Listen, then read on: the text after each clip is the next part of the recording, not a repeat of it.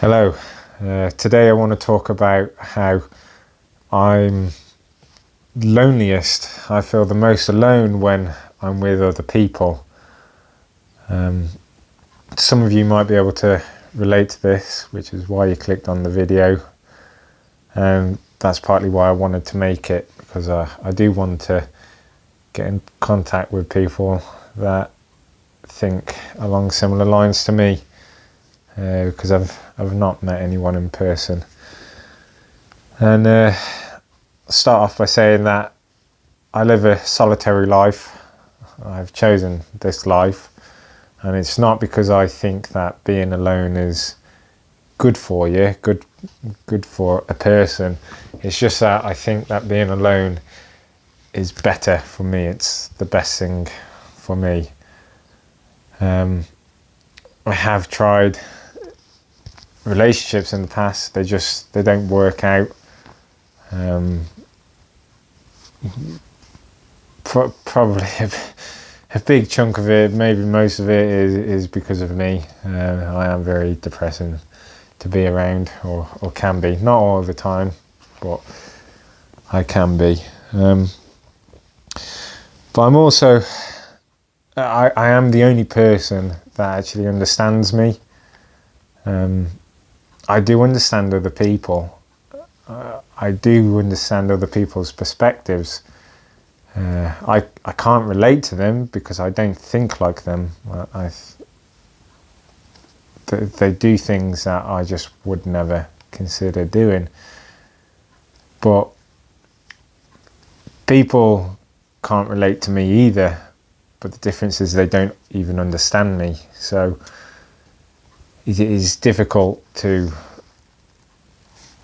be around people when they don't understand how you think or why you think like that.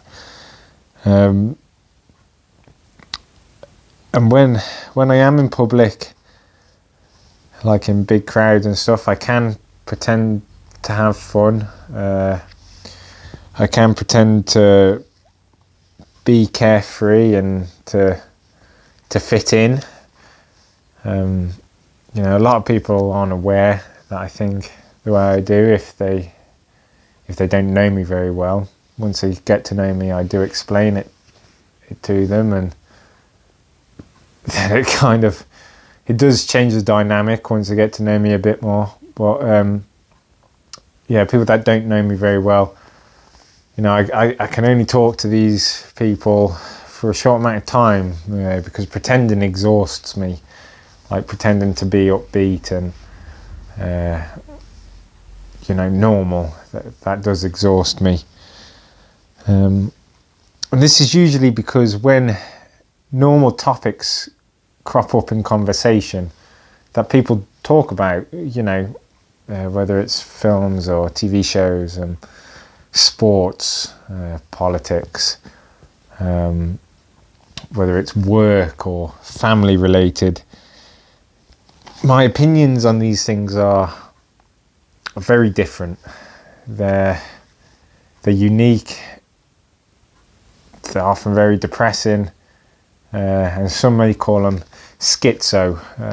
That's a word that I've heard quite a bit recently online, and I do relate to these people who call themselves schizos.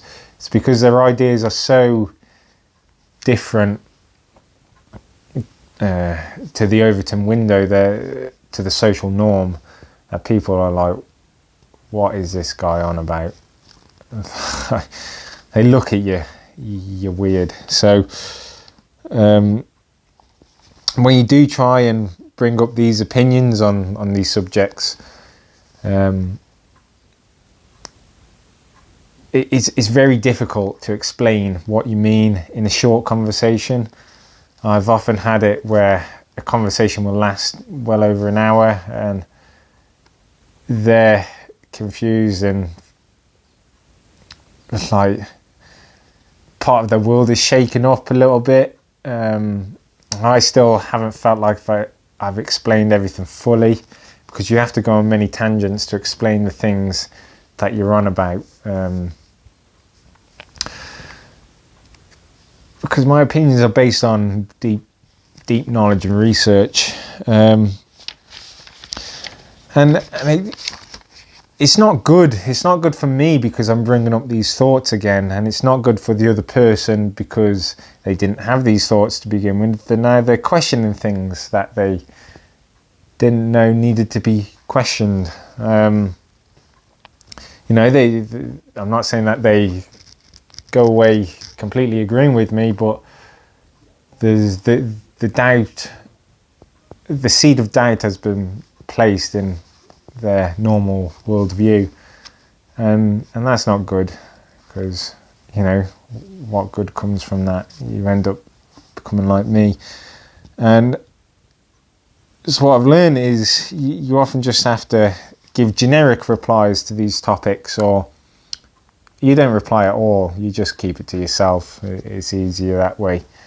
And if you do these things, you start feeling, well, why am I even hanging around these people?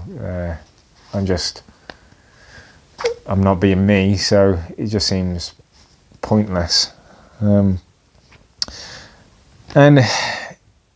it does genuinely depress me how everyone can be placed into a box of, like, a category of people. So, I mean, think of it like a school, or you had those emos, or the cool kids, or the nerds, or whatever. Well, that kind of carries on into adult life. I mean, just things that I see close to me. You've got nature people, you've got gym people, you've got liberals, and then you've got the controlled opposition, or you've got boomers, and all these. Obviously, these groups can overlap with each other, but within these groups, they have the accepted opinions, and all those people within those groups think the same thing, or think very, very similarly. And it's like, why do I need to talk to these people if I already know what they think? And you can say, oh, you don't know what you think, what these people think. And it's like, well, yeah, you have that saying, don't judge a book by its cover, but a cover is designed so that you can judge the book based on the cover. So people express themselves by the clothes that they wear, the hairstyles that they have, and so most people, their personality can be judged just by looking at them. And I will give an example, like a girl or woman, septum ring, one of these long fringes, well, not long in length, but long in size that way, tattoos on their arms that are just random images, not connected, they're just random. And already okay, so this is going to be an extreme feminist, it's going to be someone that is, one of the major political concerns is reproductive rights, so just killing their unborn children to have unprotected sex with a lot of random people. That's a big concern that they think so important in the world. They're going to be Black Lives Matter, where they think black people in the West are the most oppressed for some reason. And they're going to think that they're anti-establishment, despite everything they believe is being pushed by the establishment. So you ask them, where did you learn all these things? And it's like, university. Or, you've got games and films that support their ideology. You've got laws in place that support their ideology. The fact that they think the government is anti-immigration, despite every single government bringing millions in worldwide, doesn't matter what country you're from. So everything supports the ideology, like, from the establishment. They just parrot what the establishment is, and they just and they think that they're anti-establishment. And you can tell this just by the way that they look. And that's just one example. And if you can tell all this just by the way they look, then there is 0 point in talking to them.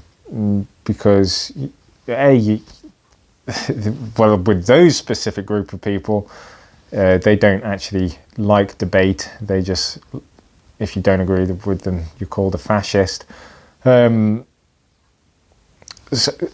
like, you're not going to learn anything new. You know, there could be 10 of them lined up, and each one is exactly the same as the last. So it doesn't matter. And that's just that group. They're really easy to point out.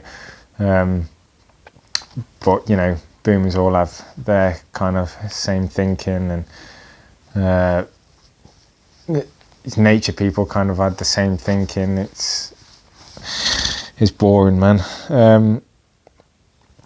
So yeah, no one actually has truly independent thoughts. They just regurgitate what they hear and what they see from the media that they consume and what they hear from other people, and that's tiring. Yeah, I just want to hear an original thought by someone, which is really hard to say because, you know, no thoughts are truly original, but it's very hard to get a truly original thought. But something that I want to hear, something that I'm like, oh, I've not actually heard that point of view before. But yeah, and you could argue, well, is that just because you're hanging around, you know, with morons, with people that aren't intelligent? I say, well, intelligent people, they're just like it as well. You know, they are drones. They just do as they're told. They do what is expected of them, and they don't, you know, they don't go away from that path. All their opinions, again, very surface level, except for if it's related to their work, related to their job. And then, you know, they can tell you loads of things about their job, but how interesting is that? You know, work's fucking boring. So I really don't want to learn about someone else's job. But that's it. I mean, their jobs can be interesting. They could be, you know, project managers for some crazy project, or architects, or archaeologists, or they could be doctors or whatever. It doesn't matter. But their opinions are still the narrative. There's nothing new. There's not outside thinking. It's just everything's in the box. So yeah, I've never met anyone who thinks as independently as me. I know people exist out there. I listen to them on YouTube, and I just want to be able to talk to people like this. Even if we have slightly different opinions, it doesn't matter. I just want to hear something new, something that can get me thinking. But because it's hard dominating conversations where you have answers for arguments, and I want something to push back, because I don't want to be right with a lot of my opinions. I don't want to be right. And at one point in my life, I did have someone that thought independently. He didn't think quite like me, but he was an independent thinker. He was in my life mid to late teens and up to my very early 20s. The last time we saw each other was very early 2020, just before COVID, and he was like saying, "This seems like it's gonna be quite serious." But then, yeah, he stopped seeing me, didn't want to see me anymore because my thoughts and the things I thought were a bad influence on him, apparently. And yeah, that was tough. That was like a breakup. But it means I know people that are out there that think independently. I just want to be able to talk to them. But yeah, every time I do go out in public, I am reminded of how different I am. Of how insanely different I am. And it's not that I wish I was like the normies. It's not that I wish I was more like everyone else. I wish that they were more like me, that more people thought like me. And the world would be a very different place if they did. This is because they would question everything. They wouldn't just accept things at face value. And if they didn't like the answers that they were given, or if they weren't given answers at all, then they would join together and fight back against the system, because I believe in fighting back. You know, peace when you can, but if peace isn't an option, then you need to be able to fight back. And unfortunately, being a one-man army, I can't fight against the establishment, against the regime. It's impossible. You can only fight with numbers, and yeah, there's not enough of us schizos out there. I know that they are out there. I just want to find them. But yeah, I don't have anything positive to say at the end of this video, other than, yeah, if you're out there, it would be nice to get in contact, to hear some other opinions. But yeah, that's been my expression of depression today. Hope you've enjoyed the video. If so, I'll see you in the next one. Take care.